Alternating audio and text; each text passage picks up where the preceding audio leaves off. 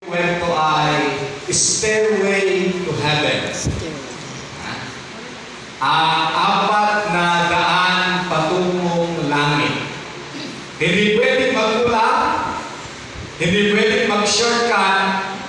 Kailangan madaanan ang apat na lugar na ito. At kung hindi nyo ito madadaanan, wala kayong karapatang makatuntong sa kalangitan. Ay, wala kakabsan. Siguraduhin ninyo na makinig kayo sa mensahe ko. Hindi ko bubuksan ang aking banal na kasulatan. Kayo mismo ang pagbubukas ng inyong banal na kasulatan para makita ninyo mismo, mabasa ninyo mismo na nakatala sa banal na kasulatan ang mga lugar na dapat nating pupuntahan bago tayo makatungtong sa kalangitan. Nevertheless, kapag hindi natin natungtungan ang apat na lugar na yan, wala tayong karapatan sa kalangitan. Tandaan niyo yan, mga kapatid ko.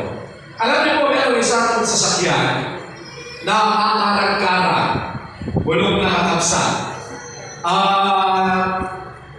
Ito yung sinasabi nilang isang kalawang na lang ang pipirma at ipital pa na. Nakakita na kayo din yung gano'ng ganong kalawang na. Tapos, iti makina na pupurupuk na. Pugat-pugat. Hindi na mga biyahe na malayo, mamamatay na dyan makina na. Nakapsan.